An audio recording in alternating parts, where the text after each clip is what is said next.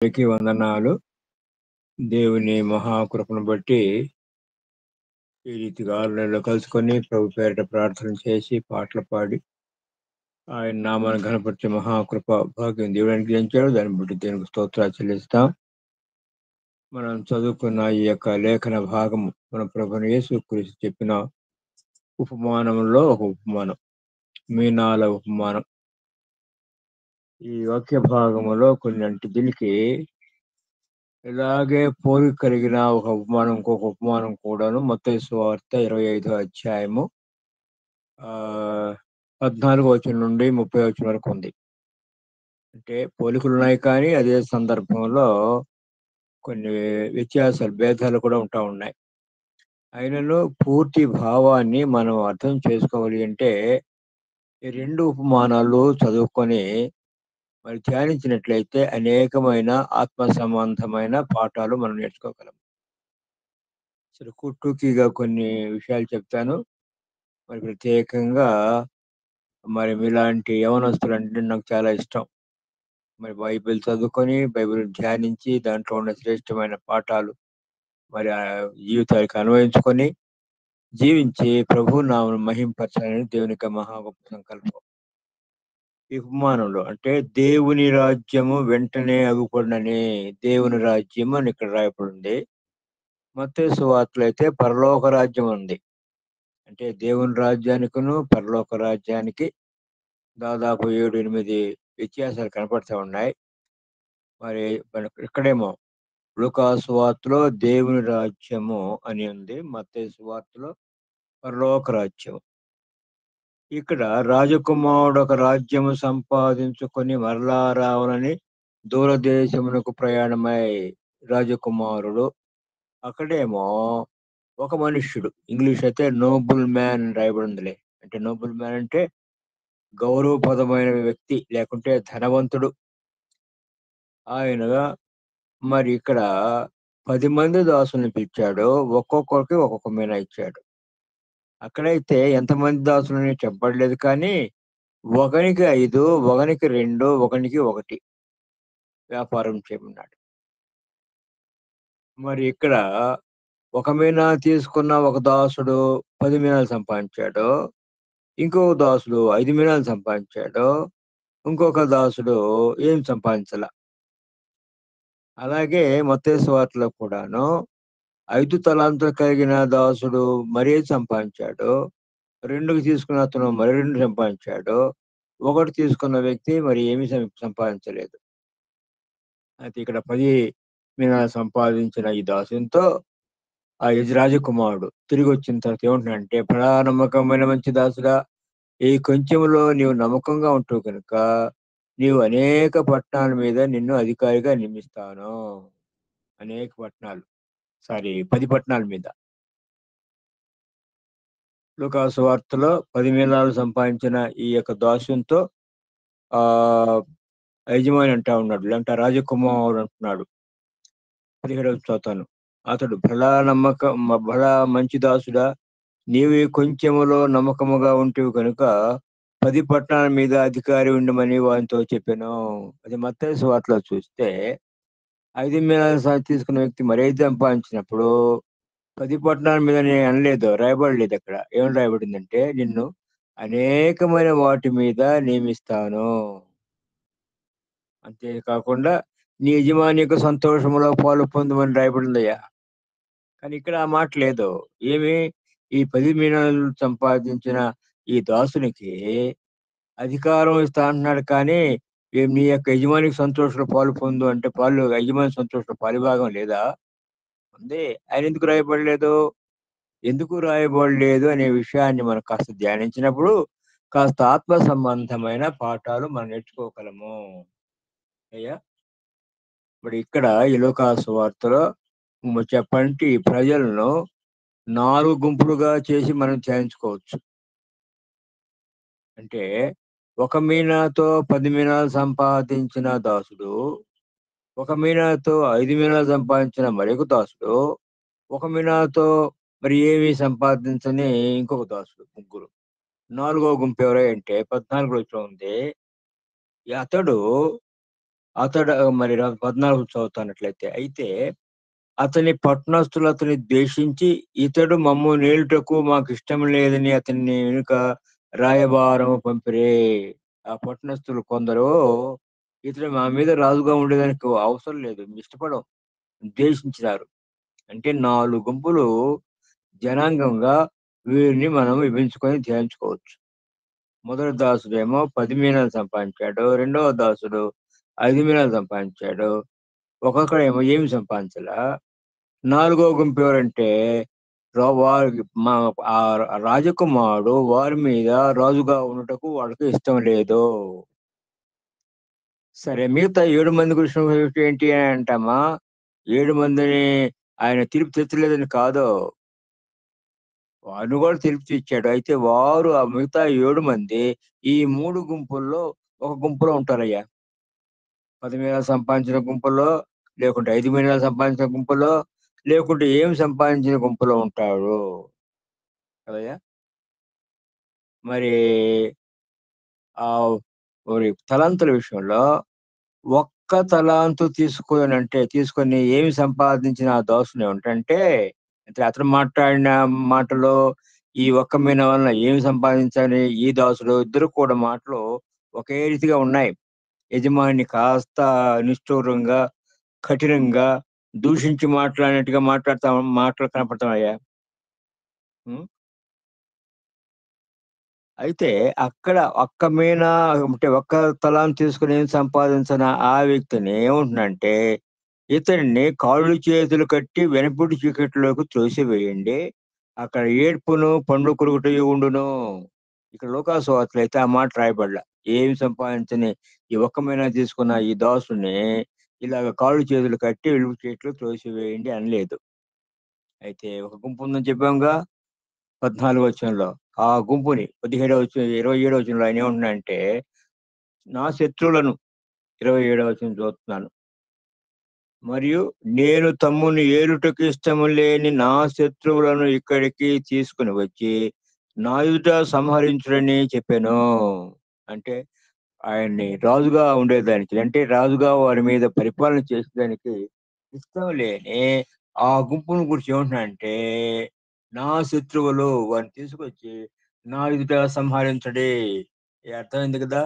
అంటే టూకీగా ఈ 2 ఉపమానాల యొక్క పోలిక, భేదాలు చెప్పాను. వీటిని మీరు ధ్యానించుకున్నట్లయితే అనేకమైన శ్రేష్టమైన ఆత్మీయమైన పాఠాలు నేర్చుకోగలము. ఎందుకు ఆ మాట అంటున్నానంటే, ఈ విషయాలన్నీ కూడాను ఈ కొద్ది సమయంలో మనం ధ్యానించుకుంటకు సమయం చాలదు.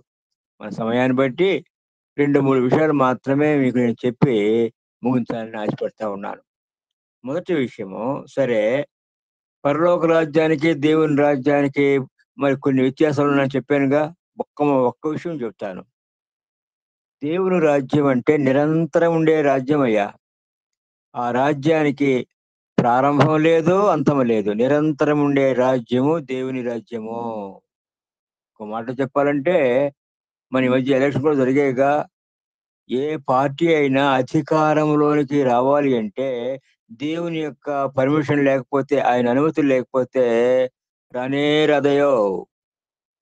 దేవుని రాజ్యం అంటే అవన్నీ కూడాను ఈ దేవుని రాజ్యం కింద లోబడి ఉండాల్సిందే. మనకు తెలుసుగా, నెబుకద్నెజర్ రాజు తెలుసు. రాజ్యం ఇస్తే రాజ్యం ఇచ్చాడు, తీసేస్తే తీసేసేసాడు. అలాగూ దేవుని రాజ్యము శాశ్వతమైనది. ప్రారంభం లేదు, అంతం లేదు. పరలోక రాజ్యం అయితే మన ప్రభువైన యేసుక్రీస్తు ఈ భూలోకానికొచ్చి పరలోక రాజ్యాన్ని స్థాపించాడు.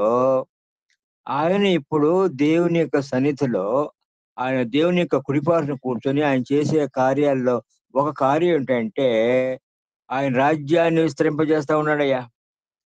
కదా ఇక్కడ ఏం చదువుకున్నాం? రాజకుమారుడొకడు రాజ్యము సంపాదించుకొనవలని దూర దేశమునకు పోయి, మన ప్రభువైన యేసుక్రీస్తు రాజకుమారుడుగా ఇప్పుడు ఆయన దేవుని యొక్క కుడి పార్శ్వన కూర్చొని ఆయన చేసే కార్యాల్లో ఒక కార్యం.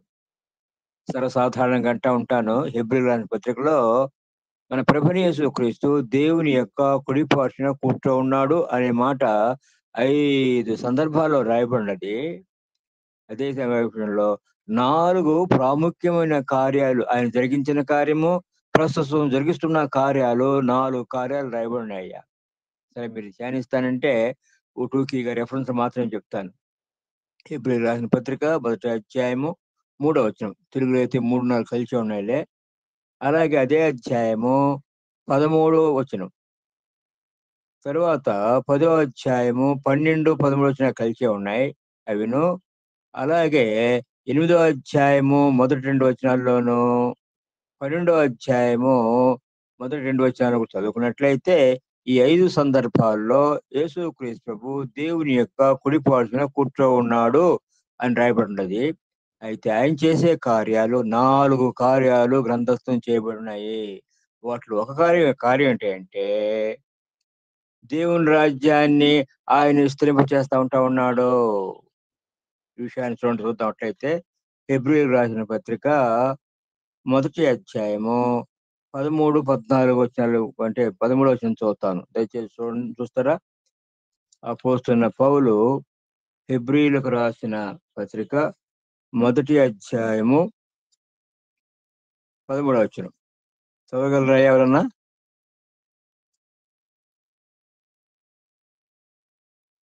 నేనే చదువుతానులేట్లయితే. అలాగే నేను నీ శత్రువులను నీ పాదములకు పాదపీఠముగా చేయు వరకు నా కుడి పార్శ్వన కూర్చుండము అని దేవదూతల్లో ఎవరి గూర్చి అయినా ఎప్పుడైనా చెప్పినా వీరందరూ రక్షణను స్వాస్థ్యం పొందబో వారికి పరిచారం చేయుటకై పంపబడిన సేవకులైన ఆత్మలు కారా. చూడండి, మన ప్రభువైన యేసుక్రీస్తు ఆయన గురించి రాయబడిన విషయం. నేను నీ శత్రువులను నీ పాదములకు పాదపీఠముగా చేయు వరకు నా కుడి పార్శ్వన కూర్చుండుము. ఇది 110వ కీర్తన యొక్క మరి ఏమంటున్నాము, అక్కడేమో ప్రవచనంగా చెప్పబడింది, ఇక్కడ గ్రంథస్థం చేయబడింది. ఇప్పుడు యేసుక్రీస్తు ప్రభు దేవుని యొక్క కుడి పార్శ్వన కూర్చొని ఆయన రాజ్య విస్తరణ చేస్తా ఉన్నాడు. ముట్టముట్లందాం లేదంటే ఆయన సైన్యాధిపతిగా యేసు ప్రభుని విశ్వాసం ఉంచిన మనమందరం కూడాను సైనికులంగా ఆ రాజ్య విస్తరణలో మన పాలిభాగం మనకు దేవుడా. యేసుక్రీస్తు రాజ్య విస్తరణ అంటే మరొకసారి జ్ఞాపకం చేస్తాను, దేవుని యొక్క కుడి పార్శ్వన కూర్చొని చేసే కార్యాల్లో ఒక కార్యం ఏంటంటే ఆయన రాజ్యాన్ని విస్తరింపజేస్తా ఉన్నాడు. ఆ రాజ్య విస్తరణలో మనకు పాలిభాగం. ఆయన దాసుమైన మనము మరి భూలోకంలో జీవించేటప్పుడు మనం ఏం చేస్తున్నామంటే సాతాను సాధుల్లో ఉన్న వారందరినీ సువార్త ద్వారా రక్షణలోకి తీసుకొచ్చి యేసుక్రీస్తు రాజ్యంలో చేస్తా ఉన్నాము. ఇలాగూ ప్రత్యేకంగా ఈ దినాల్లో ఆఖరి దినాల్లో ఉంటున్న మనము ఎంత గంభీరంగా సువార్త దండయాత్రలు జరుగుతున్నాయంటే మనం ఎరుగుదము. మరి మరి అతి ప్రత్యేకమైన కోరికలు జరుగుతూ ఉన్నాయి. యవనస్తుల మధ్య కోరికలు, సహోదరుల మధ్య కోరికలు, విబిఎస్ సండే స్కూల్ పరిచర్య, ఇవన్నీ కూడా గంభీరంగా జరిగిస్తా ఉన్నాడు మన ప్రభువైన యేసుక్రీస్తు. ఒక మాట చెప్పండి, పోయిన సంవత్సరం డిసెంబర్ నుండి ప్రారంభమైన కార్యాలు గంభీరంగా జరుగుతూ ఉన్నాయి. ఈ కార్యాలని ఉపయోగించుకొని అనేక ఆత్మ రక్షణ కొరకు సాధన, మరి ఆత్మ క్షేమం కొరకు సాధనంగా వాడుకుంటా ఉన్నాడయ్యా. అంటే యేసుక్రీస్తు ప్రభు దేవుని యొక్క కుడి పార్శ్వన కూర్చుని ఆయన రాజ్యాన్ని విస్తరింపజేస్తా ఉన్నాడు. ఇంతవరకు ఆయన విస్తరింప చేసి రేపు యేసుక్రీస్తు ప్రభు ఈ భూలోకానికి దిగి వచ్చి 1000 సంవత్సరాల రాజ్యం వెళ్తాడయ్యా. యేసుక్రీస్తు ప్రభు అప్పటి వరకు కూడాను ఆయన రాజ్యాన్ని విస్తరింపజేస్తాడు. ఈ లోకానికి వచ్చి 1000 సంవత్సరాలు రారాజుగా రాజ్యం వెళ్ళిపోతా ఉన్నాడు. ప్రభునందు విశ్వాసం ఉంచిన మనం, రక్షణ పొందిన మనము ఈ పరిచర్యలో ఏ పరిచర్యలో యేసుక్రీస్తు యొక్క రాజ్య విస్తరణలో మరి పాలిభాగం పొందిన మనము, మనం పొందిన బహుమానాలను బట్టి లేదంటే మనం పొందిన కిరీటాలను బట్టి ఇప్పుడు మనం చదువుకునే రీతిగా ఒక దాసుడేమో 10 పట్టణాల మీద అధికారిగా ఉంటాడు, ఇంకో దాసుడు 5 పట్టణాల మీద అధికారిగా ఉంటాడు. మనము పొందబోయే ఆ కిరీటాల మీద, బహుమానాల మీద పరిశుద్ధత, ఎంత పరిశుద్ధతలో మనం ఎదిగి వర్ధిల్లేమో దాని మీద ఆధారపడి ఉంటదయ్యా. నిజమే, పాపం చేత అపరాధాల చేత చనిపోయిన మనము యేసుక్రీస్తు విశ్వాసం ఉంచినప్పుడు ఆదాములో పోగొట్టుకున్న ఆ మహిమని తిరిగి పొందినాము. ఆ మహిమలో దినదినము కూడాను యేసుక్రీస్తు ప్రభు యొక్క మహిమలో, పరిశుద్ధతలో, నీతిలో మనం ఎదిగి వర్ధిల్లాలయ్యా. ఉదాహరణకు ఇప్పుడు ఈ ఆన్‌లైన్‌లో మనం ప్రతి ఉదయాన్నే 5 గంటల నుంచి 6 గంటల వరకు కూడొస్తున్నాంగా. ఎందుకు? ఇది మన ఆత్మ సంబంధమైన జీవితంలో ఎదిగి వర్ధిల్లే నిమిత్తం. ప్రార్థనలోను, పాటలు పాడే పాటల్లోను, వాక్య ధ్యానంలో కూడా దేవుడు చేసే, మన ప్రభువైన యేసుక్రీస్తు చేసే ఘనకార్యం ఏంటంటే, మనల్ని, రక్షణ పొందిన మనల్ని పరిశుద్ధతలో, యేసుక్రీస్తు యొక్క మహిమలో ఎదిగి వర్ధిల్లేదానికి సాధనాలయ్యా. ఈ సాధనాలన్నిటిని మనం ఉపయోగించుకోవాలి. తరచుగా నేను అంటా ఉంటాను. బైబిల్‌ని మరి మన భాషలో గ్రంథస్థ చేసి మనకిచ్చాడయ్యా. ఎందుకు? మనం చదువుకొని ధ్యానించినప్పుడు ఆత్మ సంబంధమైన బలాన్ని, శక్తిని మనం పొందుతాం. పరిశుద్ధతలో ఎదిగి వర్ధిల్లడానికి సహాయం చేస్తుంది. అలాగే పరిశుద్ధాత్మ దేవుడిని మనకు బోధకుడుగా అనుగ్రహించినాడు. ఈ విషయం యోహాను సువార్త 16 అధ్యాయము 13వ వచనంలో మనం చూస్తాముగా. సరే, 8వ వచనం కూడా జ్ఞాపకం చేస్తాను. 8వ వచనంలో పరిశుద్ధాత్ముడు చేసే ప్రారంభ కార్యం. ఏంటి ఆ ప్రారంభ కార్యము? మన ప్రభువైన యేసుక్రీస్తు పరిశుద్ధాత్మ దేవుని గురించి ఏమంటున్నాడంటే, ఆయన వచ్చినప్పుడు, ఎవరైనా పరిశుద్ధాత్మ దేవుడు. ఆయన వచ్చినప్పుడు లోకమును పాపమును గూర్చియు, నీతిని గూర్చియు, తీర్పును గూర్చి ఒప్పింపజేయును. ఏంటిలా పాపము, నీతి, తీర్పు అంటే? పాపివి ఒక వ్యక్తి, నీవు పాపిని ఒప్పింపజేసేది ఎవరంటే పరిశుద్ధాత్మ దేవుడే. మనం నిజమే అనేక సత్యాలు యేసుక్రీస్తుని గురించి చెప్పి వాళ్ళకి నమ్మండయ్యా అంటాము. నిజమే. అవి కానీ అదే సందర్భంలో పరిశుద్ధాత్మ దేవుడు వాళ్ళ జీవితంలో కార్యం జరిగించకపోతే వారు నమ్మనే నమ్మరు. వారు ఎప్పుడైతే నేను పాపిని నమ్ముతాడో వెంటనే మరి అతడు నీతిమంతుడుగా తీర్చబడి దేవుని రాజ్యానికి వారసుడుగా, హక్కుదారుడుగా చేయబడతా ఉన్నాడు. అంటే యేసుక్రీస్తు యొక్క నీతి ఆ వ్యక్తికి అనుగ్రహించబడుతుంది. సరే, మాట్లాడను వస్తుంది కనుక నా విషయం కూడా ఒక మాట చెప్పేసి నేను దాటిపోతాను. నేను 1969వ సంవత్సరం, నాకు తారీఖు కూడా గుర్తుందిలే. 10th ఫిబ్రవరి 1969, 10వ తారీఖు ఫిబ్రవరి నెల 1969వ సంవత్సరంలో యేసుక్రీస్తు ప్రభుని నా సొంత రక్షకుడిగా అంగీకరించాను. అలాగే 8వ తారీఖు ఏప్రిల్ నెల 1972లో నేను బాప్తిస్మాలో పాల్గొన్నానయ్యా. అంటే ఇట్లాగా మన ప్రభువునందు యేసు ప్రభువునందు విశ్వాసం ఉంచి రక్షణ పొందేదానికి పరిశుద్ధాత్మ దేవుడు కార్యం జరిగిస్తాడు. అదే అధ్యాయం 13వ వచనం అంటే, సత్య స్వరూపిణి ఆత్మ ఆయన మనల్ని సర్వ సత్యములోనికి నడిపిస్తాడు. అంటే బైబిల్‌లో ఉండే అనేకమైన సత్యాలు మనకు నేర్పిస్తాడు. ఉదాహరణ నేను చెప్పాను కదా ఇందాక, ఆ 2 ఉపమానాలు పోల్చి చదువుకున్నప్పుడల్లా వ్యత్యాసాలు, భేదాలున్నాయని.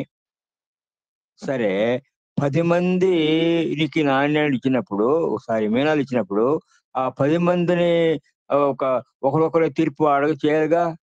మరి 3 ఎందుకన్నారు అని మనం ఆలోచిస్తే మనకు అర్థమయ్యే విషయం ఏంటంటే, 3 గుంపుల వాళ్ళు విభజించబడి తీర్పు తీర్చబడ్డారు అని మనకు అర్థం చేసుకుంటాం. సరే, ఇంకో విషయం కూడా ఇస్తాను. మరి హోంవర్క్‌లు ఎలాగ చేసుకుంటారు కనుక హోంవర్క్‌లు. మత్తయి సువార్తేమో ఆ తలాన్ని తీసుకున్నవాడేమో భూమిలో పాతిపెట్టాడు. ఇక్కడేమో ఈ ఒక్క మీన తీసుకున్న ఏమి వ్యాపారం చేయని ఈ వ్యక్తి రుమాల్లో కట్టిపెట్టాడయ్యో! ఏంటి? భూమిలో దాచిపెట్టేదానికిను, రుమాల్లో కట్టేదానికి తేడా ఏంటి? సంబంధం ఏంటి? ఈ విషయాన్ని ధ్యానిస్తే కొన్ని ఆత్మ సంబంధమైన పాఠాలు ప్రభు మనకు నేర్పిస్తాడు.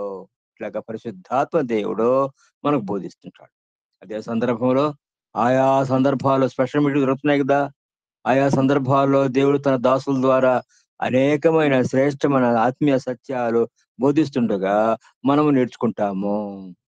ఇట్లాగా మహిమలో ఎదిగి వర్ధిల్తాం. అంటే రేపు యేసుక్రీస్తు ప్రభువు రారాజుగా ఆయన పరిపాలన చేసేటప్పుడు మనం రాజులుగా ఉండబోతా ఉన్నాము. మన రాజరికము మనం పొందిన బహుమానాన్ని బట్టి, మనం పొందిన మహిమను బట్టి, ఎన్ని ఆత్మల రక్షణ కొరకు మనం సాధనలుగా ఉపయోగపడ్డామో, ఎన్ని ఆత్మలు మన ద్వారా రక్షణలోకొచ్చి ప్రభునందు విశ్వాసం ఉంచి దేవుని రాజ్యాల్లో చేర్చబడ్డారో, దాన్ని బట్టి మా అధికారం ఉంటుందయ్యా. మరొకసారి చెప్తున్నాను. ఒక సహోదరుడు 10 పట్టణాల మీద, మరొక సహోదరుడు 5 పట్టణాల మీద, ఇలాగా మరి సరేలే, ఈ ఎండ పరిపాలనలో మహిమలో వ్యత్యాసం ఉంటుంది. అయితే నిత్యత్వంలో అంటే నూతన భూమి, నూతన ఆకాశంలో మనందరం కూడా యేసుక్రీస్తుతో కూడా సమానమైన మహిమలో మనం ఉండబోతా ఉన్నాము. ఏయ కాబట్టి యేసుక్రీస్తు ప్రభు యొక్క రాజ్య విస్తరణ.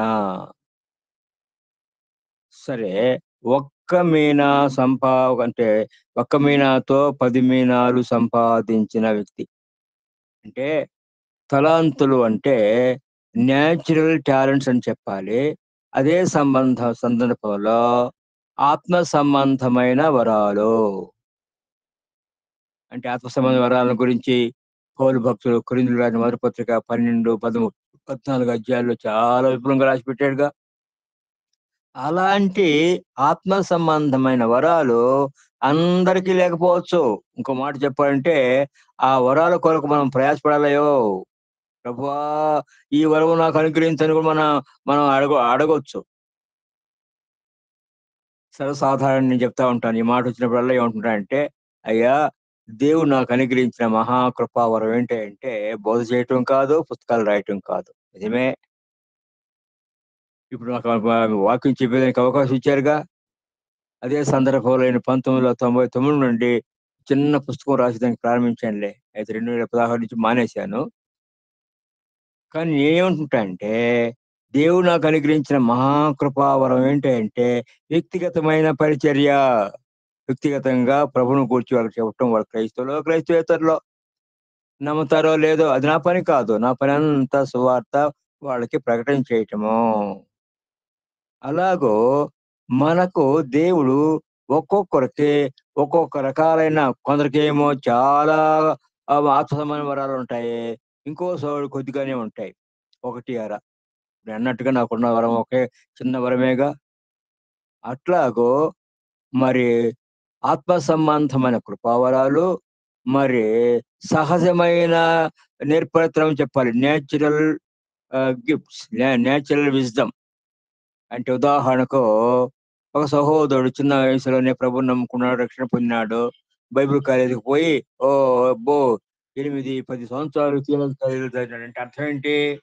బైబిల్‌కి సంబంధించిన సత్యాలు అనేకమైనవి ఆయన నేర్చుకున్నాడు.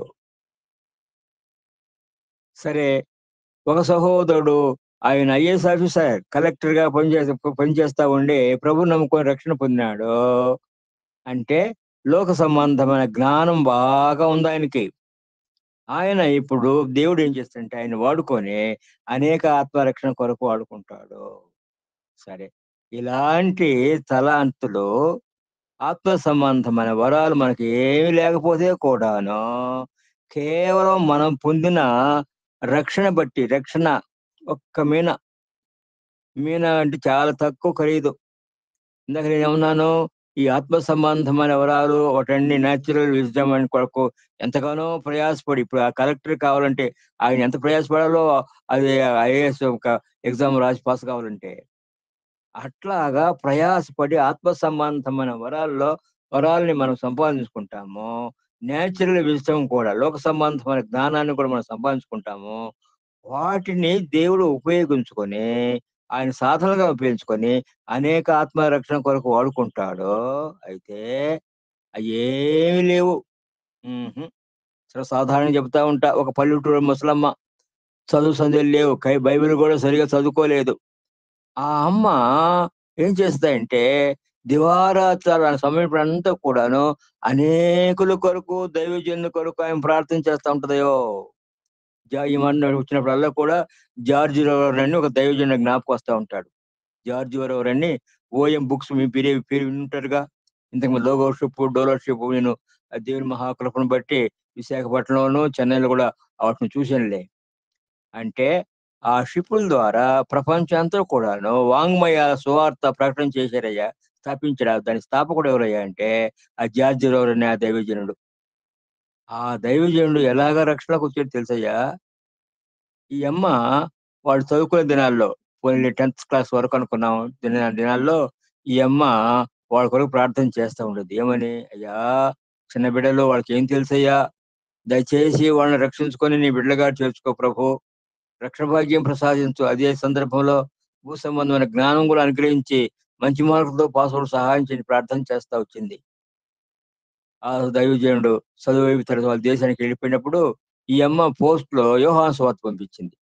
ఆ యోహాను సువార్త చదువుకొని రక్షణకు వచ్చాడయ్యా. అంటే అట్లాగా అనేక దైవజనులని ఆమె మరి రక్షణలోకి తీసుకొచ్చి వారి కొరకు ప్రార్థన చేసి వారు చేసే సేవలో వచ్చే బహుమానాల్లో ఈమె భాగం ఇంకొస్తుందయో. ఇంకొక మాటలో చెప్పాలంటే అలాంటి దైవజనులు ఎంతో మందిని ఏజెంట్లుగా ఆమె రిక్రూట్ చేసుకుంది. వారి కొరకు ప్రార్థన చేస్తారు. అట్లాగా మనం కూడాను ఒకవేళ ఏ కృపావరం లేకపోతే కూడాను మనకిచ్చిన ఆ చిన్న రక్షణ బట్టి అనేకుల్ని ప్రభు దగ్గరకు తీసుకొచ్చే ఆస్కారం ఉంది. ఏముంది? నీ చుట్టుపక్కల వాళ్ళు ఏదైనా మందిరానికి అట్లా పిలిచారనుకో, అయ్యా రండి మందిరానికి, ఈ మాట చెప్పేసి నేను మానేస్తా. జరిగిన సంభవమే.